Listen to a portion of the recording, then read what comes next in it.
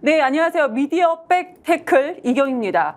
지난주가 8.15 광복 주간이었습니다. 그런데 우리는 8.15 8월 15일 0시에 KBS를 통해서 우린 기미가요를 들어야 했습니다. 일본 국가입니다. 그리고 태극기는 또 거꾸로 뒤집혀서 방영이 됐고요. 거기에서 끝나는 것이 아니고 또 국민의힘은 포털이 좌파에 장악됐다, 이런 이상한 헛소리를 하고 있습니다. 그거 하나하나 짚어보도록 하겠습니다. 그래서 우린 결론은 박민 사장이 왜 사퇴까지 해야 되는지까지도 짚어보도록 하겠습니다. 오늘도 전문가 모셨습니다. 시민언론 민들레 김성재 에디터님 함께 이야기 나눠보겠습니다. 안녕하세요. 네, 안녕하세요. 네. 지금 제가 막 너무 화가 나요. 네. 눈을 자꾸 깜빡깜빡거리는데 솔직히 이번 주는 지난주하고 연속으로 열이 막 많이 났던 것 같아요. 아직 더워서 그런 거 아니에요? 아니요, 열이 났어요. 때문에. 뉴스를 보고 열이 나서 네. 열이 나면은 그거 있죠. 눈이 건조해지는 거 혹시 못 느끼셨나요? 그래도 자꾸 눈이 이렇게 깜빡깜빡거리네요. 근데 자꾸 우리 에디터님께서 더웠다 말씀해 주시는데요. 덥기도 했고. 네, 요즘 너무 덥잖아요. 뉴스 그리고 보면서 밤에도 열도 너무 났어요. 덥고. 네. 바깥에 나가면 날씨 때문에 너무 덥고 좀 시원한 데 가서 뭘 좀 봐야겠다고 뉴스 좀 보고 하면 에어컨 때문에 덕분에 시원하긴 한데 뉴스 보다가 열받는 거죠. 너무 지금. 화납니다. 어떻게 지금 대한민국의 뉴스가 이 정도까지 망가지지? 하는 생각이 듭니다. 보셨어요? 8월 15일 0시에 기미가요.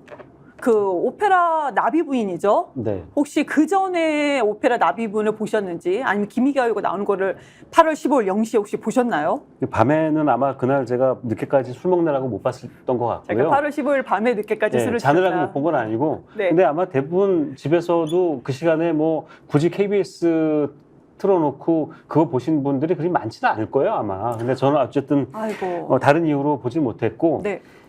나비 부인이라는 오페라. 이경님 오페라 좋아하시잖아요? 오페라 좋아할 것 같은 분위기인데. 고맙습니다. 오페라 좋아할 것 같은 분위기라는 것은 약간 좀 교양 있어 보인다, 이런 건가요? 모르겠습니다. 그런데 저는 오페라 그렇게 좋아하지는 않는데, 그리고 이게 제가 일본 게이샤하고 미국 해병 해군 장교의 어떤 사랑 러브 스토리잖아요. 이탈리아 작곡가인 누구죠? 푸치니인가요? 네. 학교 다닐 때 음악 시간에 들어보고 요즘에 굉장히 많이 들어보게 돼서 푸치니 오페라. 그래서 그건 좋아하지 않아요. 저는 본 적을요, 일본에서 가장 가까운 독도 등대 있죠. 독도 이사북길 63, 독도 등대로 제 본적을 옮겨놓은 사람이에요. 진짜요? 네. 왜요? 본 적이요? 또 처음 들었습니다. 지금. 제가 몇 달 전에 언론을 접했었는데, 독도로 본적을 옮긴 일본인이 5,000명이 넘고, 우리나라는 3,000명 정도가 된다. 그런데 우리가 한 수년 전에 우리가 본적을 독도로 옮기기 운동이 한참 왕성하게 일어났었죠. 그럼에도 불구하고 대한민국 국민은 3,000명이 좀 넘고 일본 훨씬 더 많다는 거죠. 5,000명이 넘는다. 그래서 지금 제가 최근에 8.15 주간을 우리가 지금 그 전부터 방송을 하기 전부터 독도로 본적을 옮겼습니다. 그래서 다른 방송에서는 독도로 본적을 옮기는 방법 10분이면 끝납니다 하면서 방송을 또 한 적이 있어요. 그럼 좀 처음 들었는데 굉장히 좋은 정보 또 알려주셨네요. 아주 쉽습니다. 10분이면 끝납니다. 어디 가서 신고를 하면 돼요? 그럼 제가 그거는 다음 주에 다시 한번 간단하게 한번 해볼까요? 인터넷으로 하면 됩니다. 저희 할 게 없어요. 그 얘기 하시니까 지난주에도 한번 그 얘기 하셨던 것 같은데, 한국에 남아있는 토착 외구, 잔존 일본인이라고 외인이라고 한 70년 동안 되면서 우리가 자연적으로 계산하게 된다면은 900만 명으로 우리가 예측할 수 있다라는 900만 말씀. 명이면 거의 1,000만 명 가까운 건데 133만 명이 그 전에 잔존 일본인이 남아 있다라는 기록이 있고, 근데 이것도 좀 논란의 여지는 있습니다. 왜냐하면은 이게 정확한 자료가 어디에서 또 있느냐. 그래서 저는 여러 가지 기사와 논문을 찾아본 거고, 또 전문가들의 어떤 의견을 좀 종합해서 133만 명이라는 것이 지금 현재는 133만 명의 잔존 일본인이 네. 남아 있다라는 네. 거를 저는 발견을 했어서 그러니까 그분들은 말씀드렸습니다. 133만 명은 일제 시대 때 일본으로 일본이 광복 패망하고 이후에. 나서 광복 네. 이후에 일본으로 돌아가지 않고 네. 한국 땅에 네. 남아 있었던 북한 분들인 말고 거죠. 한국 땅에 남아 있는 일본인만 133만 명으로 우리가 추정할 수 있다라고 네. 합니다. 그 북한 땅에도 아마 남아 있었던 일본인들이 아마 있을 거고 그걸 다 합치면 한 200만 명 정도 되지 않을까. 저도 그러니까 그쵸. 200만 명 정도로 들었던 것 같은데. 북한은 200만 명, 그러니까 북한이 그때 제가 기억으로는 네. 그렇죠. 지금 80만 명 80만 정도라고 명 했으니까 정도. 우리가 200만 명이 좀 넘지 않느냐 이렇게 할 수가 있습니다. 예. 그때 당시에 300만 명이 넘게 있었는데 한 100만 명 정도로 가고 200만 명은 남아 있고 네, 그러니까 네. 한국에는 133만 명 정도로 우리가 추정할 수 있다라는 그럼 겁니다. 이제 또 시간이 흘렀으니까 그분들이 자손을 낳고 했으면은 네. 그분의 가족들까지 네. 포함해서 훨씬 더 많은 네네. 잔존 외인들이 잔존 지금 네. 일본인들이 예, 지금 남아 있겠네요. 요즘에 그러니까 그런 생각이 들어요. 지금 그 말씀 하시니까 지난주에도 잔존 일본인 얘기를 하시니까 그래서 저도 조금 그 어떤 이야기 조금 찾아봤더니 지금 얘기하신 것처럼 그분들이 지금 생존해 있기도 하고 하다는 건데 이분들이 지금 남아서 이분들이 그러니까 일제 시대 때 남아서 온갖 그 혜택을 다 누리고 네. 돈을 많이 벌고 네. 또 중요한 자리에도 있었고 그랬다가 광복이 해방이 됐는데도 돌아가지 않고 남아 있다가 한국이 이승만 대통령이 또 정부를 48년에 수립을 하면서 친일 청산이 안 됐던 거죠. 그러면서 그분들이 가지고 있던 재산을 그대로 유지하고 하면서 또 학계라든지 이런 데 계속 남아 있었고 그러니까 인적 청산도 안 되고 재산 정리도 안 되고 하면서 이분들이 계속 그 우리나라에 남아서 어떤 기득권으로 네. 살아왔던 것 같고 네. 그러면서 기득권으로 살아오면서 계속 그 친일 청산을 방해하고 이분들이 계속 지금 남아 있는 게 아닌가 싶은 생각이 들어요. 그래서 맞아요. 지금 저도 같은 생각입니다. 그렇죠. 그런 네. 거죠. 그래서 그분들이 지금 2024년 8월 15일 이런 그 광복절 같은 날에 말하자면 KBS에서 이승만 다큐를 방영하도록 하고 또 그 나비부인 같은 기미가요가 울려 퍼지는 그 오페라를 기미가요 방영을 하고. 맞아요. 기미가요 내용이 네. 천황이 그러니까 일본은 하늘천의 왕 그 황자로 써요. 천황이 네, 네. 천년만년 네. 통치한다라는 내용입니다. 아 그래요? 그리고 무슨 자기네가 왕도 아니고 무슨 천황이에요. 그것도 웃기다는 생각이 저는 드는데 네. 아무튼 기미가요 내용은 천황이 천년만년 통치한다는 내용을 우리가 8.15 자정에 그걸 들어야 했습니다. 그것도 네, 네. 공영방송이라는 KBS를 통해서. 그래서 왜 우리가 이걸 들어야만 했는가? 네, 네. 뒤에 뭐 여러 가지가 있지만 우리가 지금 현재 유추할 수 있는 것은 네. 이제 잔존 일본인을 우리 그 에디터님께서 말씀을 네, 해주셨던 네. 거고요. 네. 저는 이 KBS 이번 이 광복절 즈음에 이제 벌어지고 있는 일들이 그냥 참사예요. 이거는 그냥 방송 사고가 아니라 참사고요. 네. 그날 8월 15일 밤 9시 뉴스 9이죠. 네. 메인 뉴스인데 메인 뉴스에서 앵커 두 분이 이제 번갈아 가면서 사과문을 읽었어요. 이제 그걸 그렇죠. 나중에 이제 유튜브를 네. 통해서 제가 봤는데 그거는 이제 뉴스 태극기가 뭐 뒤집힌 것까지 다 포함해서 네. 그 대신 우리 조금 전에 말씀 주셨던 그 이승만에 대해서 찬양했던 네, 그 기적의- 독립영화 예, 예. 무슨 뭐 제목이 갑자기 생각이 안 나네요. 네, 무슨 이승만 기적- 다큐. 이승만 네. 다큐. 기적의 시작. 네, 기적의 네. 시작에 대해서는 언급을 안 했고 그 얘기는 전혀 언급 안 우리가 했고. 그 얘기는 그 뒤에 다시 한번 나눌 거고요. 네. 그러면은 사과 멘트를 좀 전 들어봤는데 그거 지적을 안 할 수가 없어요. 예, 사과 멘트. 적절하지 못한 편성이었다. 예, 맞습니다. 시청자에게 그 뭐 깊이 네. 사과한다. 네. 적절성 여부를 면밀히 검토하겠다. 이것도 해야 너무 되는데 웃기죠. 그러지 못했다. 네, 그리고 네. 이것도 뻔해요. 네. 진상조사, 네. 관련자 문책, 네. 재발 방지 대책을 하겠다. 이건 네. 너무 형식적인 것을 네. 메인 뉴스의 앵커가 여기까지만 얘기한 것, 이것으로 사과로 끝. 네. 지금 잘 지적해 주셨는데 이제 사과 문장 하나하나가 이것은 진정성이 있다라고 보기도 힘들고 어떻게든 이 파장을 빨리 덮으려고 하는 그런 느낌이 굉장히 강하고요. 그리고 예를 들어서 이게 실수였다라고 지금 하죠. 네. 실수였다라고 하는데 이게 과연 정말 실수였는지 그 부분도 저는 도저히 믿을 수가 없고, 그리고 또 하나는 맞습니다. 이 사과를 저는 이것도 깜짝 놀랐어요. 아니 이거를 9시 뉴스에서 앵커 둘이 나와서 두 사람이 나와서 이렇게 한 40초 걸렸거든요. 제가 네. 시간 재보니까 이렇게 하고 끝날 일인가. 40초였어요? 네, 이거는 그렇게 하고 끝날 일이 아니거든요. 우선 어. 실수라고 하는 부분에 대해서 제가 그 멘트를 들으면서 확 기분이 나빠졌어. 이거 우롱하는 거다. 이거는 사과가 아니라 우롱이다라는 아니, 생각이 그러니까요. 드는데 작정하고 8월 15일 0시에 그걸 김희결을 틀면서 KBS가 실수라고 합니다. 네. 무슨 작은 유튜브 방송도 그런 실수를 안 할 것 같아요. 제가 그래서 KBS에 근무했던 분, 네. 방송 이제 작가로 근무하셨던 오랫동안 근무하셨던 분한테 한번 물어봤어요. 이렇게 편성을 할 때 우리가 기자들이 취재하고 보도하는 거는 뭐 저도 예전에 기자를 하면서 같이 생활했으니까 알지만 편성하는 것까지는 제가 잘 모르거든요. 그러니까 신문에 일면을 어떤 기사를 올리고 이면에 어떤 이게 이제 말하자면 방송에서는 신문에서 편집인 거고 네. 방송에서는 편성이라고 하겠죠. 그렇죠. 이제 그 과정이 어떻게 되는지 네. 제가 한번 물어봤어요. 그랬더니 이런 경우에 편성을 광복절 편성을 할 경우에 이래서 이런 것도 있다고 하더라고요. 8월 달에 편성에 넣지 말아야 될 그런 내용의 프로 이런 것들 리스트가 쭉 있대요.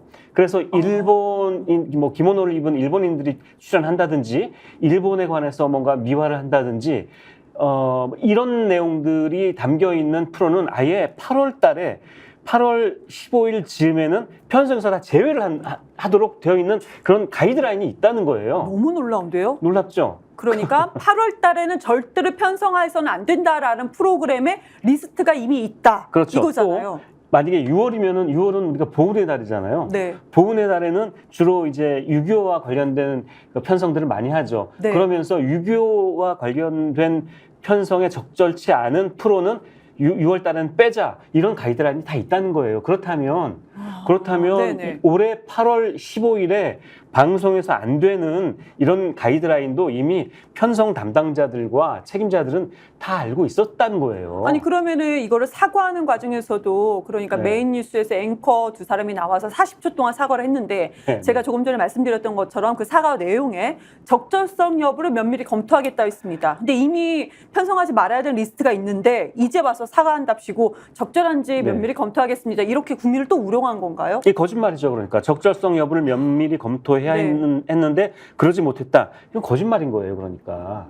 그리고 네. 그 사안을 무겁게 받아들여 철저한 진상조사로 관련자들을 문책하겠다라고 했는데 이 표현도 이 표현이야말로 적절치 못한 표현이에요. 관련자를 문책하겠다고 하면 안 돼요. 거기서 확 네. 거기 그러니까 관련자 문책 여기서 네. 저도 확 화가 났었어요. 네, 이 뭐라고 해야 됩니까? 관련자가 아니라 아니 근데 저도 이거를 책임자를 들으면서 문책을 해야죠. 책임자를. 네.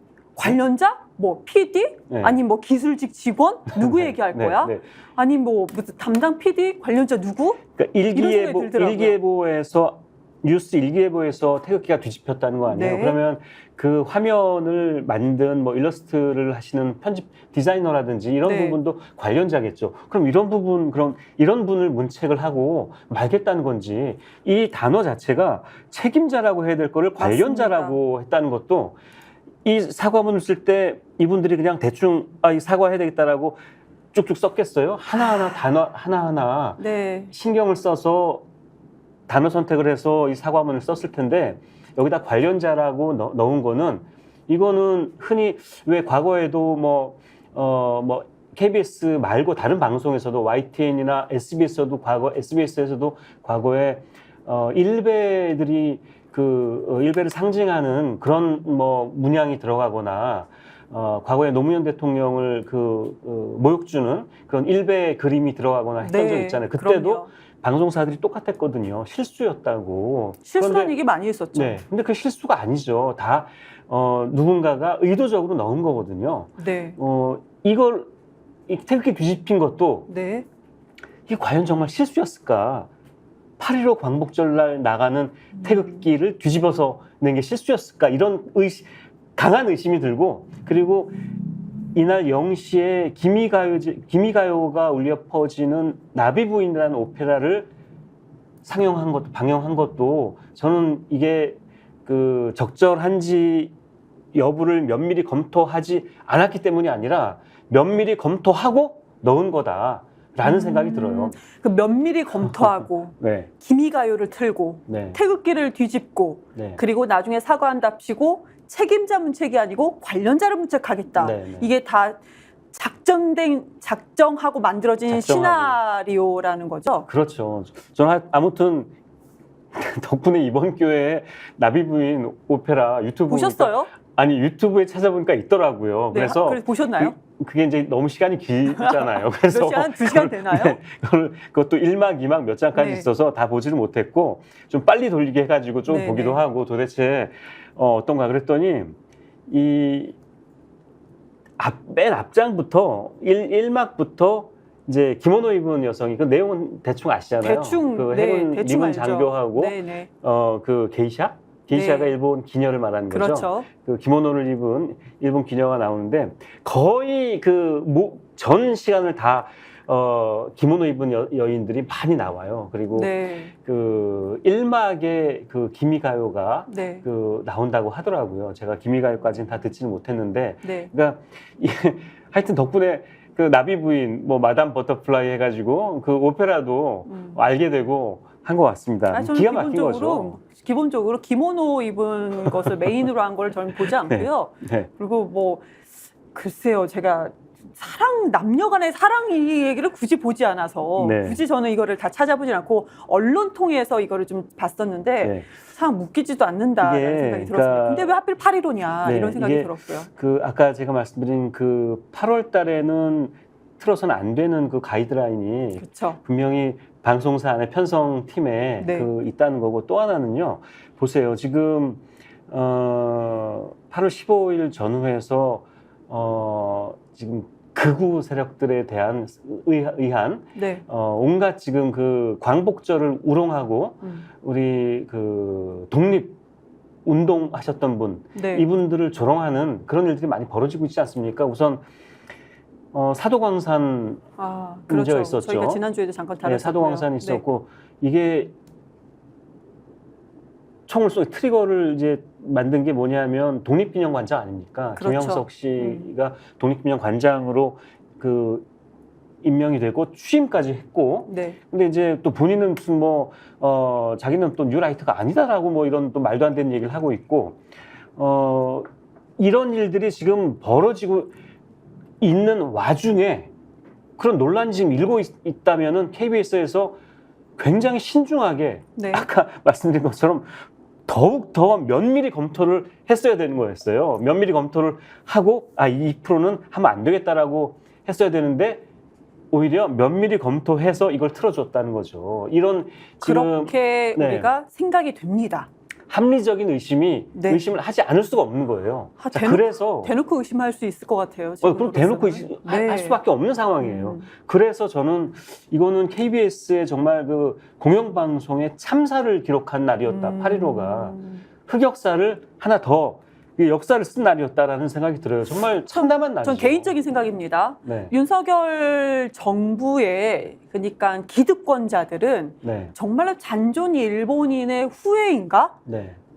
라고 만약에 이렇게 이제 네. 그 전제 조건을 건다면 맞구나. 네. 전 개인적으로 그렇게 생각합니다. 맞구나. 그래야지만이 우리가 왜 네. 이러지? 미친 네. 건가? 네. 왜 이래? 이런 생각에 대한 정답이 나올 수 있을 것 같아요. 자, 그런데 방통위에서요. 네. 이 KBS가 그 기미가요 방송을 하고 이거 관련돼서 신속히 심의에 중징계할 방침이라고 얘기를 했습니다. 그래서 네. 중징계한다라는 건데 근데 이제 그 법정 제재인 경고를 아마 내릴 것이다라고 언론을 또 보도하고 있습니다. 그래서 네. 이상한 거예요. 네. 중징계? 그런데 경고래요. 네. 근데 지금 제가 한번 찾아보니까 이게 경고, 방심위 의결 종류가 보니까 아주 약하게 의견 제시를 하고 두 번째는 권고를 하고 세 번째가 주의를 하고 네. 네 번째가 그때 경고입니다. 네. 그런데 의견 제시, 권고, 주의, 경고가 그냥 말로 끝나는 것 같은 느낌이 좀 들어요, 제 개인적으로. 그리고 이제 다섯 번째가 세 번째, 네 번째 주의하고 경고를 같이 한 거고요. 그리고 다섯 번째 프로그램 정정, 관계자 징계 이런 거고 여섯 번째가 경고를 같이 합친 거고 일곱 번째가 마지막인데 이것이 이제 과징금을 낸다라는 거예요. 네. 그럼 여기서 가장 가운데 징계인 네 번째 경고를 줬는데요. 이게 진짜 중징계예요? 저는 이해가 안 됩니다. 굉장히 많이 조사하셨네요. 열심히 찾으셨네요. 너무 화가 났어요. 아니 기미가요를 우리가 8.15 때 들으면서 네. 방통위에서 고작 한다는 것이 중징계다. 그러면서 경고 이거잖아요. 무슨 뭐 레드 카드, 옐로우 카드 준 듯한 느낌이에요. 저는 그래서 너무 네. 화가 납니다. 네. 이렇게 해서 우리가 또 이런 공부를 하게 되는 거예요. 방심위의 그 방송에 대한 그 제재가 어떤 게 네. 있는지 또 이제 한번 공부를 하게 되는 건데 이런 것까지 또 공부를 하게 되네요, 진짜. 그 방통위가 아니라 이제 방심위에서 네. 방송 심의를 하죠. 네. 심의를 해서 방심위원이 원래 9명인데 뭐 소위원회도 있겠습니다. 그건 뭐 굉장히 아주 그 디테일한 이야기고 방심위에서 심의를 하겠다는 건데 저는 아마 방심위가 이걸 뭐 유일인 방심위가 네. 심의를 하려고 생각하지는 않았을 거라고 저는 생각을 해요. 당초는. 그런데 이제 워낙 이제 파장이 커지니까 지금 보세요. KBS 시청자 게시판에 저도 들어가 보고 깜짝 놀랐어요. 아, 그래도 우리나라 이 깨어있는 시민들이 이 정도 네. 하시는구나. 시청자 게시판, 제가 조금 전에 이제 방통위가 아니고 방심이다라는 네, 거 네, 다시 네. 한번 정정해서 말씀드리고요. 네. 시청자 게시판 들어가서 보셨죠? 네, 봤더니 아주 도배가 돼 있어요. 우리 정말 다들 막 박민 사장 사퇴하라. 네, 네. 이게 무슨 그 KBS가 아니라 NHKBS냐? 일본 그것도 NHK. 너무 웃겼어요. 그러니까 보통은 수신료 거부다. 네. 박민 사장 사퇴를 요구하는 게 가장 대부분 많았었고, 네. 그리고 이것도 있었어요. KBS 수신료 일본에서 받아라. 일본에서 받아라. 이런 것도 있었고요. 있었고. KBS가 이제 네. 코리안 브로드캐스팅 그 시스템이잖아요. 네. 근데 이거를 JBS다. KBS가 아니고 네. 재팬 브로드캐스팅 시스템이다. 네. 이것도 아주 기발한 그런 글이 시청자 있었습니다. 게시판에 이제 청원이 굉장히 많이 올라와서 네. 이제 시청자 게시판에 도배가 됐죠. 1,000명 이상이 동의를 하면 답을 해야 됩니다. KBS 쪽에서 공식적으로. 근데 1,000명 이상인 그 청원이 지금 여러 개가 지금 생겼어요. 그래서 하여튼 제가 보니까 굉장히 많은 분들이 시청자 게시판에 이제 그 아주 격렬하게 항의를 하시고 그리고 야당에서도 이 문제를 굉장히 또 격하게 비판을 했죠. 민족문제연구소는 말할 것도 없고 시민단체도 그랬고 심지어 조선일보도 비판을 했어요. 그러게요. 저도 조선일보 비판하는 거 보고는 그런 것 같아요. 조선일보까지 비판을 하니까 방심위가 이거에 대해서 중징계한다가 아니에요. 그 네. 중징계 뭐 회의가 들어갔다는 것도 아니고 네. 중징계할 방침이다라고까지 보도가 좀 나온 거예요. 네, 이제 심의를 그래서 이제 하겠다는 건데 이제 워낙 여론의 그 비판이 거세니까 네. 방심위가 심의를 하겠다는 건데 그 이제 심의 아까 다 찾아오셔가지고 그 단계 7가지, 네. 7개의 단계에서 가장 가운데인 네, 그냥 경고. 네, 옐로우 카드.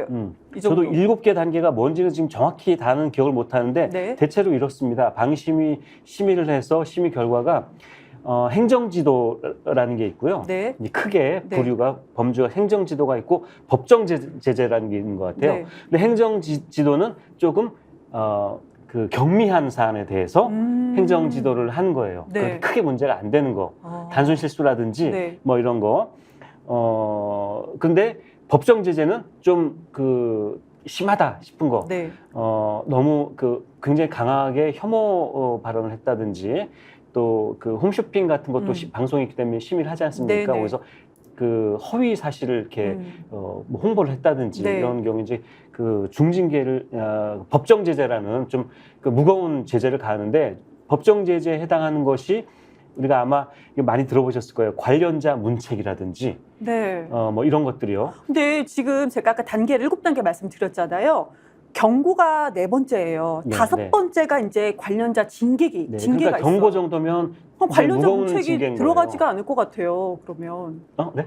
그러니까 지금 그 아까 7단계에서 4번째가 경고고 네, 더 무거운 5번째 단계에 네. 방심위 의결 종류예요. 5번째 네. 단계에 관련자 징계가 여기에 속해 있어요. 네, 맞아요. 바로 그 전 단계인 지금 경고할 방침이다라는 네. 경고에는 네. 구체적으로 들어가 보니까 관련자 징계는 빠져 있더라고 사실상은. 네. 아무튼 그래서 경고라든지 관련자 징계 또는 뭐 시정 조치 뭐 이런 것까지는 있고 네.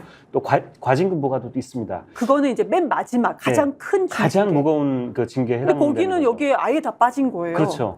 뭐 한 경고 정도를 지금 네. 얘기하고 있는 것 같은데 이게 경고로 끝날 사안도 아니고 아까 말씀드린 것처럼 박민 사장이 그 임원회의에서 뭐 나중에 이제 말씀드린 것처럼 워낙 비판이 거세니까 임원회의에 나와서 사과를 했다라고 하는데 박민 사장이 네. 박민 사장 왜 그 취임할 때 국민들 앞에 나와서 대국민 사과했지 않습니까? 그렇죠. 뭐 그런 식으로 이번에도 그런 정도의 사과를 하고 네. 사퇴까지도 해야 되는 사안인데 아무튼 그럼요. 방심위가 이제 이렇게 그 심의를 하고 제재를 하겠다는 거는 그만큼 이거는 굉장히 중요한 사안이다라는 건데 그것도 이제 뭐 한 경고 정도의 그 제재를 하겠다라는 네. 선에서 끝날 것 같아요. 근데 아무튼 경고 혹은 그 위에 있는 아까 하신 관련자 문책 또 뭐 과징금 이 정도는 굉장히 강한 거라서 이 정도 그 제재를 받으면 방송사들은 방송 재허가 재승인 이제 심사를 받죠. 그래서 네. 점수를 받는데 이건 그냥 지금 이야기하셨으니까 제가 설명을 드릴게요. 1000점 만점으로 해서 네. 거기서 점수를 깎는 식으로 이제 평가를 내립니다. 아, 그래서 지금 경고할 방침이다라고 해서 방심위가 얘기한 건데 이거는 제어가 단계에서 점수를 조금 낮아지게 하는 거 정도인 거죠. 그렇죠. 근데 그런 이제, 효력만 하는 거죠. 예, 이제 이게 누적이 되면 네. 이제 점수를 막 계속 까먹겠죠. 몇 점씩 깎는지 모르겠는데. 네네. 그래서 1000점 만점에서 750점 이상을 받으면 방송사들이 5년 동안 이제 따로 심사를 안 받고 재허가를 받아요. 재허가를 받아 계속 방송을 할 수가 있어요. 네. 그리고 아마 680점 정도 받으면 3년 재허가를 받는다든지 네네. 이제 650점 미만을 받으면 네. 뭐 조건부 재허가 그래가지고 어떤 재허가를 받긴 받아요. 조건부로. 네. 네. 얼마 전에 MBN이 네. MBN은 이제 재허가 대상이 아니라 종편이라서 재승인 대상입니다. 그러니까 지상파는 KBS, MBC, SBS는 재승인이라고 하고요. 네. 종편이라든지 또 엄청 뭐, 구체적으로 들어가시네요. 예, 이런 방송은 네. 재허가, 재승인, 재허가 이런 네. 용어가 나오니까 이제 네, 그것도 네. 아마 알고 계시면 좋을 것 같아서 말씀드린 아. 건데 아무튼 MBN이 재허가 못 받을 상황이 됐었죠. 네. 근데 이거를 또 방통에서 이제 좀 봐주자 뭐 이런 식으로 해가지고 조건부로 그렇죠. 해가지고 네. 허가를 해서 MBN 지금 나오잖아요. 방송하잖아요. 이제 이런 식이에요. 근데 이런 식으로 점수가 이제 계속 깎이게 되면 네. 재승인을 5년을 받거나 3년을 받거나 아니면 조건부로 받으면 방송사들이 굉장히 이제 그 비상이 걸리는 거예요. 그래서 MBC 같은 경우에 네. 지금 선거방송심의위원회라든지 방송심의위원회에서 그동안 17번인가 그 중징계 그 법정 제재를 네. 내렸잖아요. 그렇죠. 그 법정 제재 17번 내린 게 그 행정법원에서 다 효력 정지 또 맞고 그렇죠. 뭐 이 얘기를 지난주에 네, 했지 네. 않습니까? 네. 이렇게 계속 받으면요. 네. 점수가 계속 누적이 돼요. 아. 그래가지고 재허가 과정에서 이게 이제 마이너스가 돼가지고 어떤 일이 벌어지냐면은 이제 방통위에서 너네 심사할 건데 이 점수가 이렇게 많이 쌓였어. 자, 조건부로 니네 승인을 내줄 건데 그 조건이 뭐냐면 사장 교체, 임원 교체라든지 까불지 마. 이런 식으로 이제 목줄을 줄 수 있다는 거죠. 아, 근데 그래서 지금 방송사들은 말씀을 들어보니까 자 보세요. 그럼 방심위에서 경고를 했어요. 이것이 재허가 재승인 과정에서 점수가 마이너스가 되는 거다. 근데 마이너스가 될 경우에 이거를 다시 줄이를 트고 있는 것이 윤석열 정부의 방통위예요. 방통위에서 너희들 뭐 재승인하든지 임원 교체, 사장 교체에 대해서 우리가 관여할 거야라는 거잖아요. 그러면은 아니 자기네들 예를 들어서 저는 말씀 중에 어떤 생각이 들었냐면 자기네들이 기미가요 틀어놓게 해놓고 자기네들 이너서클처럼 그 방통위에서 다시 무슨 뭐 사장 교체, 임원 교체를 한다라고 하는 것은 끼리끼리 너무 다 짜고 하는 것 같다는 생각이 들어요. 그러니까 지금 그 말씀하신 것처럼 방심위가 심의를 해서 제재를 하는데 경고 정도를 한다는 거예요. 그러니까 진짜. 이거는 경고 정도가 아니라 네. 관련자 문책 그 이상의 과징금이라든지 이 정도 하고 사장이 교체되도록 하는 정도의 강한 제재를 내려야 되는데 거기까지 안 가겠다는 얘기입니다. 지금. 그러니까. 동의합니다. 그러니까 이 정도면 박민 사장 사퇴해. 바로 사퇴. 오늘부로 이번 주 내로 사퇴하고 그리고 이거 방송 삭제해버리고 그렇게 해야 된다라는 거잖아요. 그리고 과징금 팍 내리고 그런데 박민 사장이 나와서 그것도 국민들 앞에서 사과한 게 아니라 아까 조금 전에 말씀 주신 것처럼 무슨 회의에서 임원회의에서 사과를 했다라는 거예요. 근데 거기에 임원회의에서 사과한 내용도 되게 웃겨요. 제가 아주 그냥 이걸 보면서 너무 화가 났던 부분이 뭐냐면 네. 제작진의 불찰로 제작진의 불찰로. 그거죠. 불찰로 네. 뜻깊은 광복절에 무리를 일으켜서 사과드린다라고 했어요. 근데 너무 웃겼던 것은 제작진, 책임자가 아니에요. 실무자, 제작진의 불찰로라고 이렇게 네. 얘기를 했습니다. 네. 너무 진짜 네. 이래도 됩니까? 그러니까 이런 식으로 그냥 넘어가겠다는 거예요. 예. 국민을 뭘로 보고 이런 식으로 하는지 모르겠어요. 네. 이건 어린아이들도요. 이거 내용 조금만 알면은 야 이거 왜 이래? 윤석열 정부 왜 이러나? 이런 생각이 네. 들 것 같습니다. 네. 국민을 너무 무시하고 있는 것 같아요. 한 말씀 해주시죠. 사퇴해야 된다. 왜 결론입니까? 예, 제가 시민언론 민들레 그러지 않아도 칼럼을 썼는데 네. 그때 제 칼럼 쓸 때는 박민 사장 임원회의 사과도 아직 안 나왔을 때였어요. 그렇죠. 네, 확인했습니다. 네, 근데 쓰고 나니까 나왔더라고요. 그러니까 시민언론 민들레에서 네. 김성재 에디터님께서 직접 쓰셨다. 근데 박민 사장이 사과하기 전이다. 네. 저 그걸 봤습니다. 네, 그래서 사과하고 사퇴하는 게 이 문제를 해결하는 답이다. 어디서 지금 어디다 대고 무슨 관련자 문책이니 실무자 네. 문책하고 이거 실수였다 이런 얘기를 하느냐라는 이제 뭐 칼럼을 썼는데 박민 사장 사퇴하셔야죠. 이거는 KBS 역사상 남을 오점이고 오역이고 광복절을 조롱하고요. 네, 맞습니다. 이런 사태를 그냥 넘어갈 수는 없는 일이에요, 지금. 우리 그 이승만 다큐 얘기도 안 할 수가 없습니다. 기적의 시작인데요.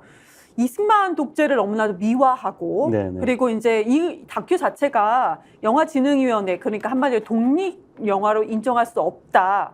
객관성이 결여됐기 때문에 여러 이유가 있겠지만 그래도 객관성이 결여가 됐다. 그래서 독립 영화로 인정할 수 없다라고 했는데 우리 광복절 날 그것도 KBS에서 이 이승만을 찬양하는 이 다큐멘터리 기적의 시작을 봤습니다. 보셨어요? 아니, 저는 안 봤어요. 근데 많은 분들께서 보셨다고 보셨대요. 그래서. 그리고 네. 뭐 언론에서는 네. 이게 시청률이 언론이었는지 아니면 유튜브 방송이었는지 모르겠지만 그들 네. 지금 현 이승만 다큐를 찬양하는 사람들끼리 하는 얘기가 네. 시청률이 많이 나왔다? 네. 이 다큐멘터리가 시청률이 많이 나오기 쉽지가 않은데 많이 나왔어. 저 봐라. 많은 국민들이 보고 있지 않느냐. 이런 식으로 또 헛소리를 하고 있습니다. 저는 앞부분 좀 봤는데요. 아, 네. 보다가 말았습니다. 근데 왜요? 그러니까 이거예요. 그러니까 이걸 다 보고 나면 제가 이런 얘기를 할 것 같더라고요. 이거 안 본 눈 삽니다. 안 보는 삽니다. 오랜만에 들으시죠? 안 보는 네. 삽니다. 너무 옛날 그 얘기를 얘기네요. 하고 싶더라고요.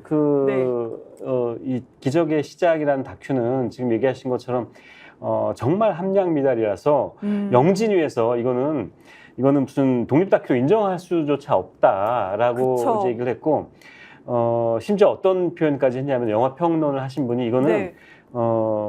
극우들이 만든 역사 포르노다 이런 이야기까지 했어요. 극우들이 만든 역사 포르노다. 역사 포르노다. 와, 엄청난데요? 그 내용이 그러니까 네. 그 아주 유명한 이제 탤런트가 이제 이승만 대통령 역할을 하는데 네. 그러니까 처음부터 끝까지 이승만 찬양하는 겁니다. 이승만 찬양하고 찬미하고 네. 찬송하고 하는 건데 이런 식이에요. 그러니까 이승만 대통령이 그 6.25 전쟁을 승리로 이끌었다라든지 이승만 대통령이 6.25를 6.25 승리로요? 승리로 이끌었다라는 그런 대사가 네. 그런 그 자막이 나오고요. 그리고 이제 이런 것도 나와요. 이승만 대통령이 6.25 이제 터졌어요. 네. 터졌는데 아주 비장한 목소리로 그 배우가 이렇게 얘기합니다. 국민들이 남아 있으면 나는 서울을 떠날 수가 없다라는 이야기를 한 장면이 나오는데 잠깐만요. 이승만 대통령을 연기했던 배우가 예. 국민들이 남아있으면 나는 서울을 떠날 수 없다. 이렇게 말을 했다라는 거잖아요. 근데 그분 한강 설교 끊고 가셨잖아요. 자기가 끊고 갔어요.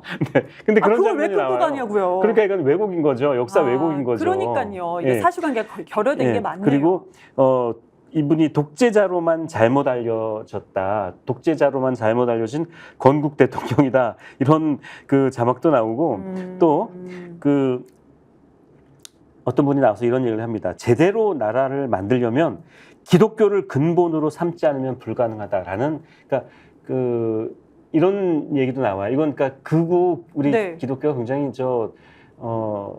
극우 성향이 굉장히 강하잖아요. 그렇죠. 개신교가 보수적인 네. 강하잖아요.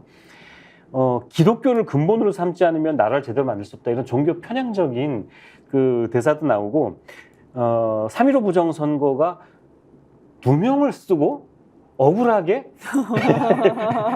퇴진을 한 것이다. 이런 또 이야기 하신 분의 아니, 증언이 나옵니다. 이런 말도 안 되는- 모든 그렇죠. 지금 네. 말씀 중에 이런 얘기를 증언이라고 하셨어요. 그러니까 그 팩트 자료, 근거 자료가 있는 것이 아니고 네. 그냥 그분들이 나와서 주장한 거고 이승만 역할을 한 배우가 또 이렇게 얘기했다고 또 얘기를 한 거잖아요. 그냥. 예. 아. 그 배우야 뭐 그냥 대사를 연기를 한 거니까 그 배우를 네. 아주 유명한 배우거든요. 아니 배우를 우리가 폄하하는 것은 네, 아니고 탓할 수는 그 없고. 영화 내용이 그랬다라는 말씀을 네, 드리는 그러니까 겁니다. 이런 식으로 그냥 영화가 계속 이승만 대통령에 대한 오로지 찬양과 찬미와 아. 얘기하는데 그러니까 이거는 그냥 너무나 편향적인 그런 다큐멘터리인 거죠. 그러니까 이거를 광복절날 보라고 하는 건데, 근데 그 이승만 대통령의 뭐 친일 발언이라든지, 그러니까 네. 예전에 뭐 그러니까 우리가 이제 그 김형석 독립기념관장의 발언 중에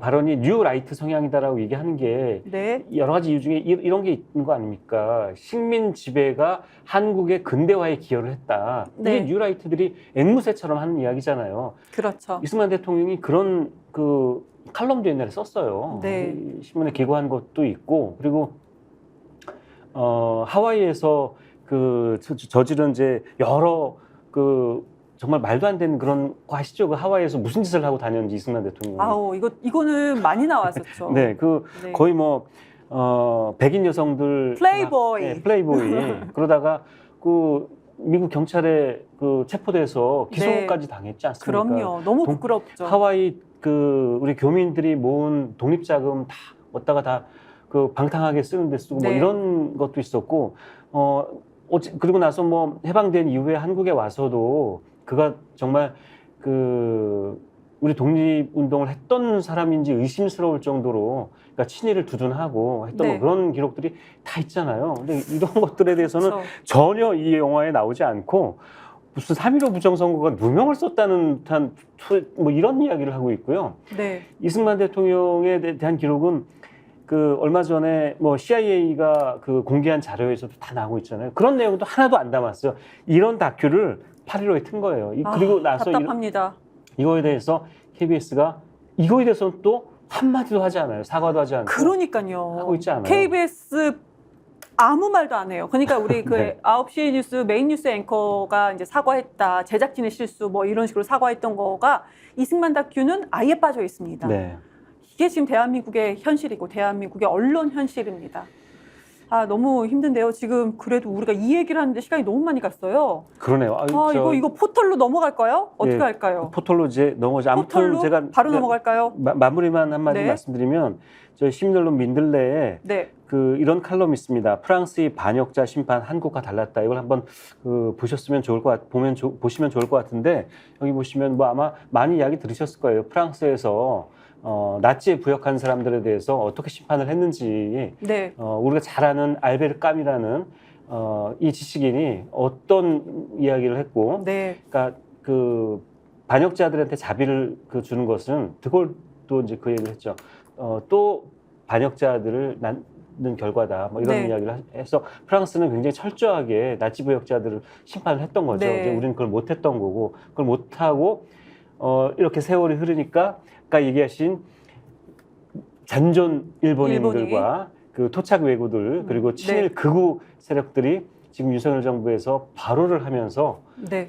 숨어 있다가 세상 밖으로 나오면서 이런 일들이 벌어지고 있고 그것이 KBS라는 우리 공영방송을 통해서 드러나고 있다.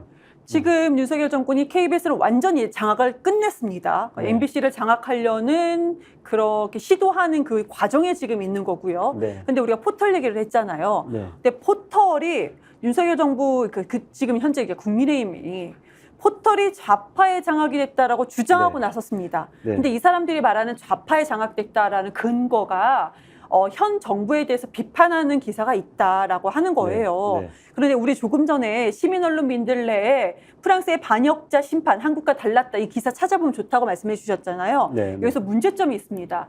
시민언론 민들레는요. 포털에서 제목을 검색해도 검색이 됩니까 안 됩니까? 안 됩니다. 안 돼요.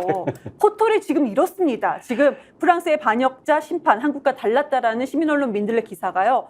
정말 잘 되어 있어요. 저도 이거를 여러 번, 한 3-4번씩 보면서 공부를 했거든요. 네. 근데 이것이 포털에 검색해도 기사가 나오지가 않아요. 뭐 어떻게 봐야 되냐. 시민언론 민들레 또는 시민 민들레라고 검색을 하고 들어가서 이 제목을 거기 안에서 찾아야지만이 우리가 볼 수가 있거든요. 네. 근데 지금 우리 국민들이 이 포털을 접할 때 상황은 이런데 지금 윤석열 정부의 그리고 현재 여당은 장악이 됐다고 주장하고 네. 있습니다. 시민언론 민들레를 보시려면 포털은 그 검색이 안 되니까 구글에서 검색하시면 나와요.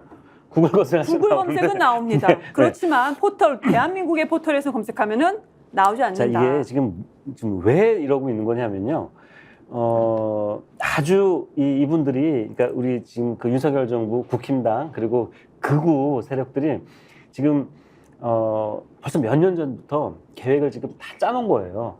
방송을 장악해야 되겠다. 네. 그래서 KBS 저렇게 했고, 이제 MBC 남아서 이진숙 방통위원장, 원래는 이동관, 김홍일 위원장 때 다 하려고 했는데 못한 네. 거죠. 탄핵당하는 바람에. 이진숙 위원장을 보내서 MBC로 장을 하자. 지금 하고 있는 거고요. 또 하나가 뭐냐면 이제 포털을 장악하자는 거예요. 포털과 유튜브를 장악하자는 거예요. 이분들은 잘 알고 있어요. 뭘 잘 알고 있냐면 우리 국민들이 뉴스를 어디를 통해서 가장 많이 보고 있다는 것을 알고 있는 거예요. 우리나라 국민들이 뉴스를 어떻게 보냐면 방송하고 포털로 다 보시잖아요. 그렇죠. 유튜브로 이거, 많이 보시고. 예, 통계로도 다 나와 있어요. 포털로 유튜브 보시죠. 보고 있고. 네. 자, 그래서 방송은 이제 장악 작전이 이제 시작이 된 거예요. 한 절반 정도 된 거예요. MBC까지 했고. 그리고 이제 절반이요? 전 한 80% 된 것 같은데요. 뭐 김미가요 나와서 다 한 거죠. 뭐. 네.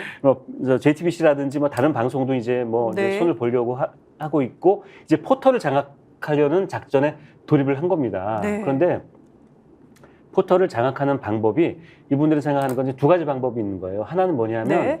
포털에서 시민언론 민들레는 아예 들어가지도 못하지만 포털에 윤석열 정부 비판적인 매체들이 있는데 이 매체들을 좌파 언론이라고 이제 부르는 거죠. 그런 매체들을 쫓아내는 겁니다. 쫓아낸다는 것은 포털에서 아예 네. 우리가 검색이 안 되게. 그러니까 포털에서 뉴스가 보이지 않게끔 하는 거고. 그렇죠. 예.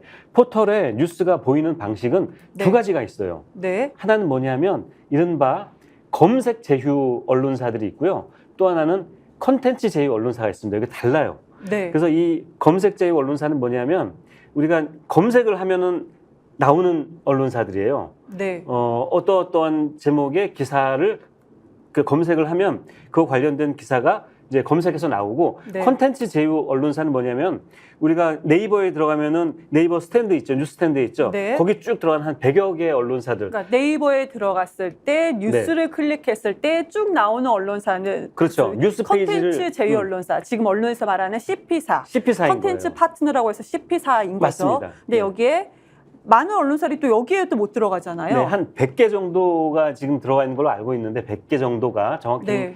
아니고 그리고 다음에도 네. CP사가 있고 검색 제휴사가 있어요. 다음에는 다음 화면에 들어가면 뉴스들 쭉 나오죠. 거기 나오는 그러니까 우리가 굳이 검색해서 들어가지 않아도 나오는 언론사들은 CP사 즉 컨텐츠 제휴 언론사예요. 컨텐츠 C가 이제 그 네. 이니셜인 거죠. 네. 그런데 만약에 나비 부인을 쳤다. 네. 검색을 했다 그런데 뉴스타파의 나비 부인 관련된 기사 또는 네네네. 저 뉴스버스나 네. 이런 매체들 미디어오늘 이런 매체들의 그 기사들이 이제 컨텐츠 제휴사니까 그건 나옵니다. 그런데 네. 컨텐츠 제휴사가 아닌 조그만 아까 말씀드린 네. 뉴스버스 같은데 네. 굿모닝 충청도 아마 그 CP사가 아닐 겁니다. 아닐 이런 걸로 작은 알고 있어요. 네. 매체들의 그 기사는 검색을 해야 나오거든요. 네. 근데 이렇게 이제 그 콘텐츠 제휴 언론사 그리고 검색 제휴 언론사들이 있는데 여기서 네. 이 이른바 좌파 매체들을 빼버리겠다는 거예요. 그러면 제가 이제 그 일반 국민 입장에서 네. 야, 김희가요? 왜 이렇게 쉽고 뭐 어쨌다는 거야? 네. 포털에 김희가요를 검색을 합니다. 네. 그러면 1차적으로 거르는 게 네. 컨텐츠 제휴 언론사만 보여줍니다. 네. 김희가요 했을 때 그러면 뭐 얼마나 심각하지 않네 국민들은. 그런데 그럴 수 왜 있죠. 이렇게 시끄럽게 이렇게 네. 민주당은 떠들어? 이렇게 네. 되는 거고. 네. 그리고 거기에서 조금 더 들어가서 제목을 검색을 한다. 그거는 조금 더 넓기는 한데 이것도 제휴가 된 데가 있고 안 된 데가 있다라는 거고 네, 여기에 그렇죠. 아까 말씀했던 우리 시민언론 민들레는 검색 제휴도 들어가지가 않는다. 안 나와요, 아예. 아. 구글 아니면 안 나오지가 않아요. 그리고 아까 우리 그 네이버 말고 이제 다음도 말씀 주셨잖아요. 네. 네이버에 이제 CP사 컨텐츠 제휴 언론사가 100여 개가 있으면은 네. 다음은요.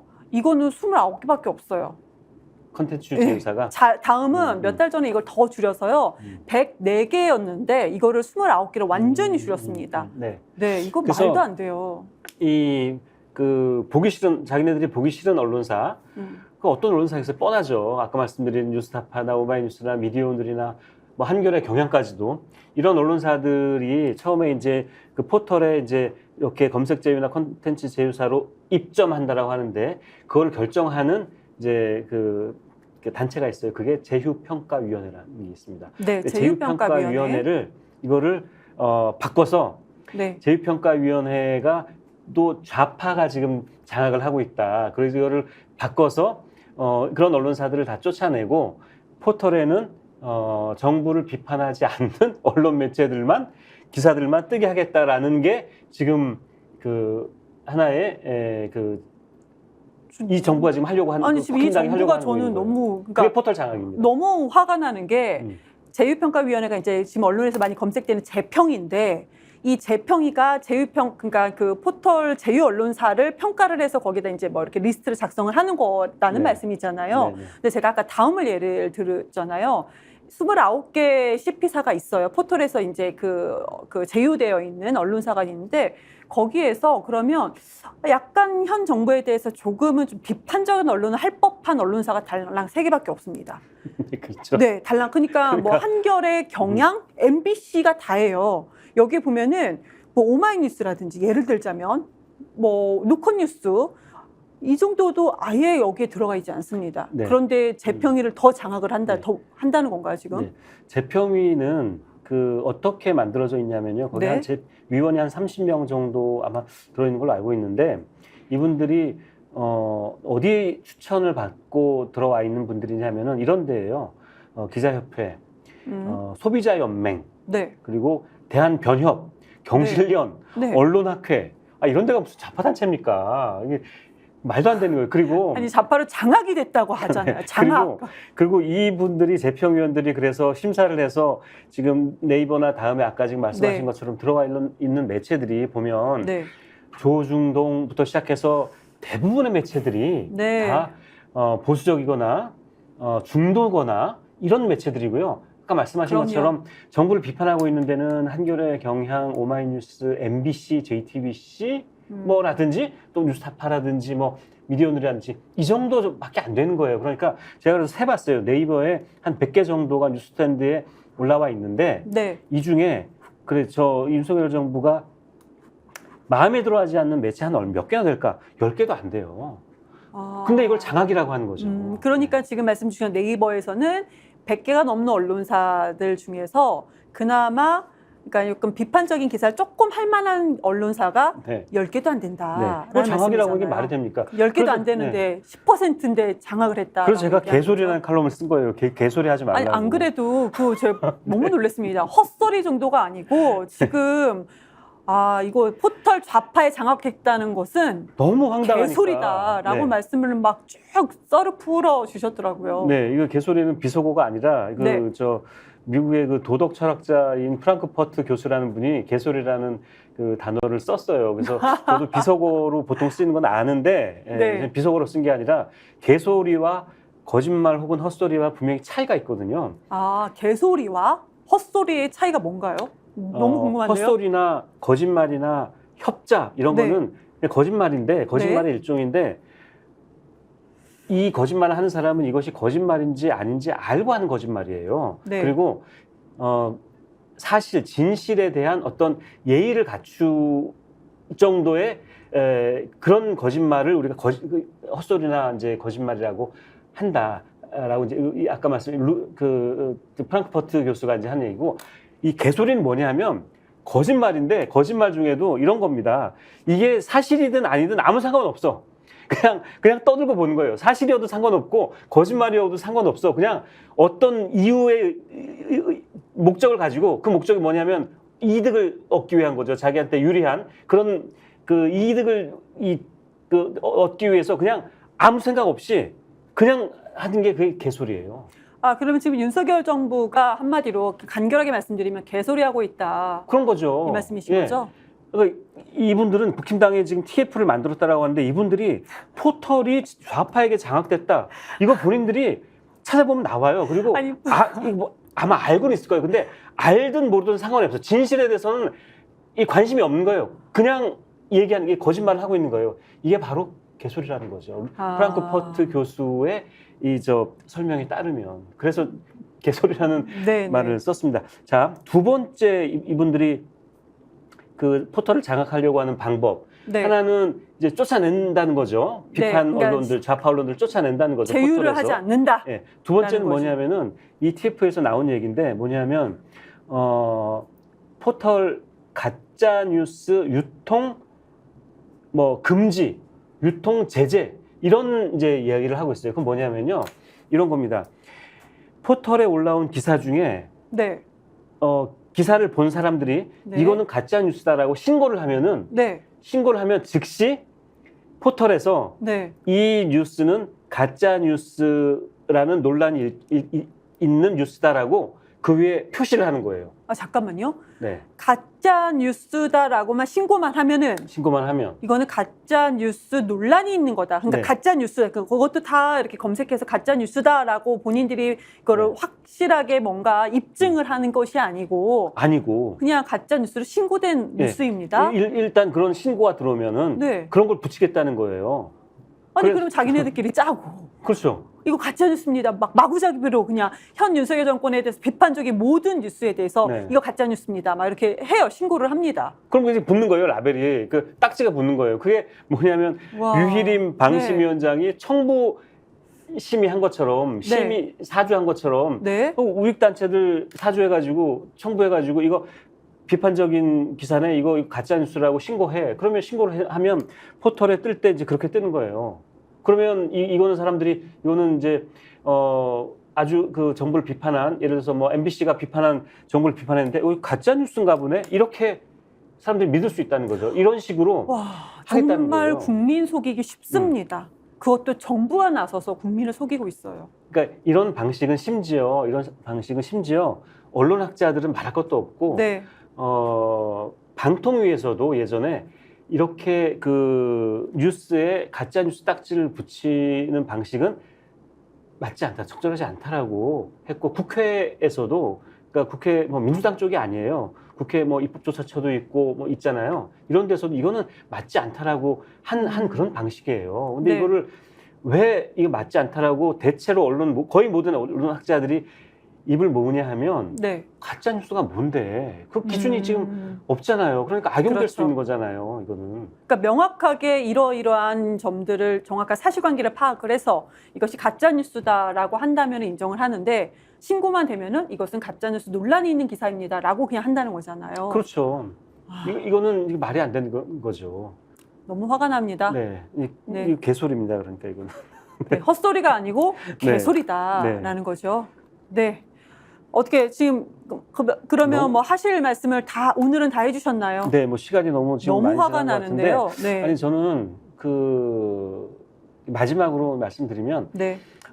이제 유튜브도 이제 장악을 하고 싶은데 유튜브는 아마 외국 회사인데 어떻게 장악합니까? 유튜브는? 미국 회사라서 이건 네. 어떻게 못하니까 포털 장악에 아마 적극적으로 나설 겁니다. 나서서 공영방송 장악, 포털 장악해서 어떻게든 입을 틀어막자 이제 이렇게 나올 건데 네. 저는 그래서 굉장히 너무 걱정되잖아요. 걱정되고 이 사태를 어떻게 막아야 되나 했는데 이번에 그 KBS 시청자 게시판을 보고 정말 좀 희망을 가졌어요. 위로가 됐어요. 네. 우리 깨어있는 시민들이 이거 그냥 두고 보지 않겠구나. 지금 MBC를 저렇게 하겠다는 것도 MBC 지키기 시민 모임 같은 것도 지금 만들어졌지 않습니까? MBC 지키기 시민 모임. 시민 모임 만들어져서 열심히 그분들 이제 MBC 그 기자들한테 이제 힘도 주고 이런 그 활동들 많이 하고 계시는데 우리 이제 이 방송 첫 시간에 이제 그런 얘기 많이 했잖아요. 언론 개혁. 네. 지금 뭐 언론 개혁을 얘기할 단계가 아니라 어떻게든 언론 장악, 언론의 어떤 이 후퇴, 언론 파괴 이걸 지금 막아야 되는 이런 그 시기인데 결국 언론 개혁도 마찬가지고요. 언론 파괴를 막을 수 있는 거는 정말 시민의 힘밖에 없는 것 같아요. 그래서 민주당이 열심히 해주셔야 되고요. 민주당이 열심히 하도록 시민들이 또 감시하고 응원도 하고 또 네. 시민들도 적극 나서서 그걸 해야 된다. 그 말씀 드리고 싶고요. 저는 이제 민주당 이제 전당대회 끝났잖아요. 네네. 그래서 민주당에 대한 또 이런저런 이제 이야기를 많이 하고 계시는데 뭐 비판할 때는 또 비판해야 되죠. 그런데 네. 저는 이런 차이를 좀 이야기를 하고 싶어요.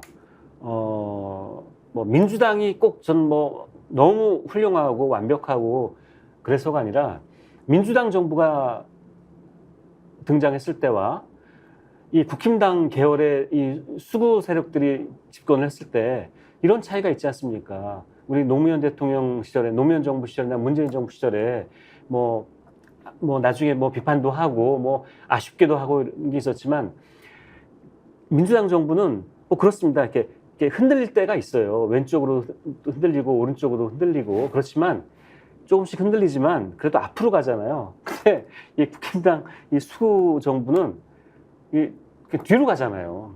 뭐 이런 차이가 있어요. 그래서 우리가 지금 언론 개혁 나중에 또 민주당 정부가 들어섰을 때 언론 개혁 열심히 해야죠. 또 지금도 언론 개혁은 해야 될 부분들은 해야 되고 민주당이 해야 되고 하지만 이 언론 파괴에 대해서도 언론 파괴, 언론 장악에 대해서도 시민들이 좀 잘 알고 잘 지켜주셔야 된다. 네, 그 말씀 드리고 싶습니다. 네. 저는 솔직히 국민의힘 그것도 이제 윤석열 정부가 들어서면은 지금 모든 언론, 모든 포털을 다 땡윤 뉴스화 하려는 것 같습니다. 그건 바로 국민을 속이는 건데요. 국민은 절대로 속지 않는다라는 것을 우리 국민들이 하나하나 힘을 모아주고 계십니다, 지금. 네, 민주당 뭐 정권 얘기했는데요. 민주당 뭐 잘해야죠. 뭐 잘해서 잘 할 거라고 믿고 또 잘해야 된다고 말씀을 드립니다. 그럼 우리는 깨어 있어야 됩니다. 네, 깨어서 함께 최소한은 속지는 말자라는 말씀을 꼭 드리고 싶습니다.